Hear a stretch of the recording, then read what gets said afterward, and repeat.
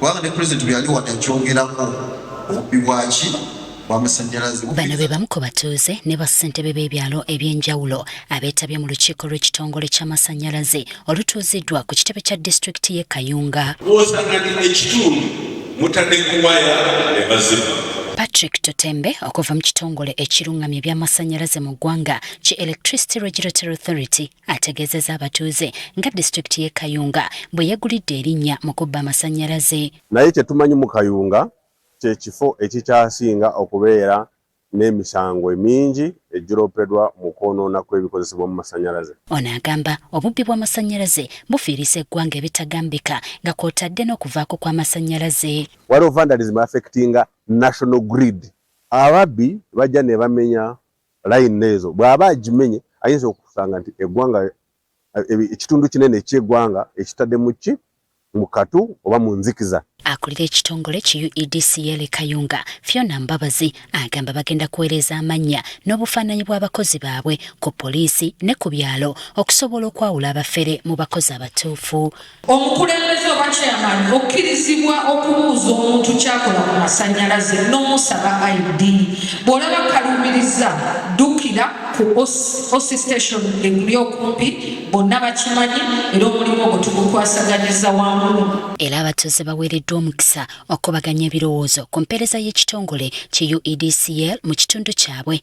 Abatuuze balumiriza abakozi b'ekitongole kino kyennyini ate okwenyigira mu bubbi bw'amasannyalaze. Naye nze nsuubira nti si baana baffe wabula abakozi bwe be babba amasannyalaze kubanga balina engatto be balina amakalezizibaki mubasalira magezi ki era mubadondola mu kyalo. Eri omukozi nga sikitoleko okulansa omukulu oyo ajja mu kyalo n'asolooza bakwasa ssente tingenda kuba legisalinamu ku UDCL naye ate mesagi tebagifuna.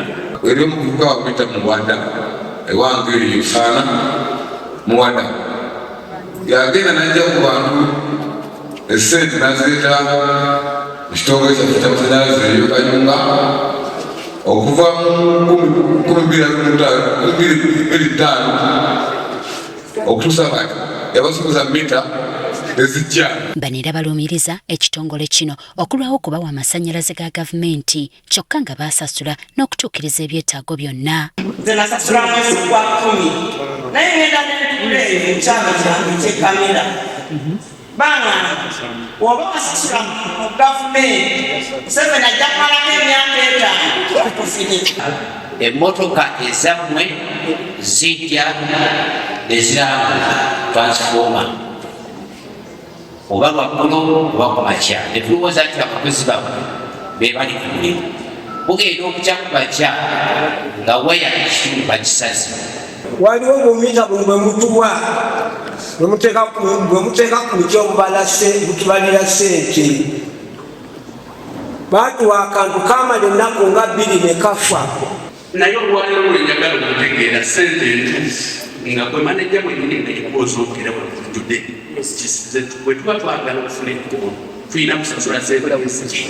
Ye RDC w'e Kayunga Jimmy Mugwanya Nsimbi n'ab'ebyokwerinda bategeezezza ng'abatuuze bwennyini bwe balemesezza poliisi okwata n'okuvunaana ababeera bakwatiddwa olw'okubba amasannyalaze. Tusobodde okukola emirimu byetaawamu era abamu baaba tubakutte wadde nga abamu bakwatibwa ate mwe ne mujja ne mwegayirira omwana wange. Mutubuulira abantu abamenya emiti babasala emiti oba babba amasannyalaze kubanga amasannyalaze gayamba buli muntu naye ate balikulidas abamuntu tumuli biyamba abagamba abaana bamwe bantu bamwe bakolaki be bali mu kikola ekyo.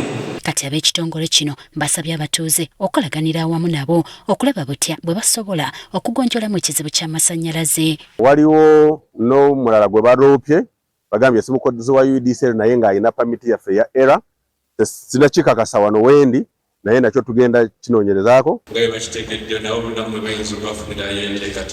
Mu ngeri y'emu abatuuze b'omu kibuga Masaka bali mu kusoberwa olw'amasannyalaze agavaavaako. Bangi abakozesa amasannyalaze mu bizinensi zaabwe ge bakaaba ge bakomba. Bintu byaffe byonna bifira amatiivi g'abaluka tebatuwulira nti ganaavaako gavaako bwe gavaako. ebintu gabyonoona babimanyira bumanyizi kati zikaseera gavaako wegadda wegagenda wegadda.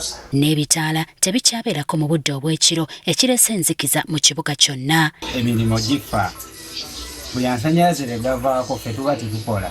Oli ne bwaba n'omulimu nga TV yafudde oba wuufa amplifier bw'amanya tisigaliiko tajja. Abatuuze beewuunya lwaki embeera eno eri bweti kyokka nga zo ensi ezigula amasannyalaze mu Uganda ewaabwe tegavaako nga n'ebbeeyi yaago nsaamusaamu. Amasannyalaze gano Uganda kulinga abatalina mugaso gweggo ng'ate ffe tusinga ogakozesa. Bannaffe ab'ensi endala bagafunamu nnyo okusingamu. Amasannyalaze gaffe ga bbeeyi nnyo gavaavaako. Engineer Grace Kizito nga ye maneja wa UEDCL e Masaka naye yeewozezzaako ku byogeddwa abatuuze. Olumu amasannyalaze gano gavaako naye ate okujjako nga gavuddeko ku mainline bwe tutegeera mu control center kati amasannyalaze gavaako. So njagala okukubiriza bakasitoma baffe ne bannamasaka nti amasannyalaze gavaako tulina layini zaffe oba platforms bwe tuyitira n'oba ng'otutegeeza nti amasannyalaze atugalina. Kyokka ono abagumiza nga bwe bagenda okukola obutaweera okulaba nga batereeza empeereza yaabwe. Abantu bose mbati mu reportinze so what reportinze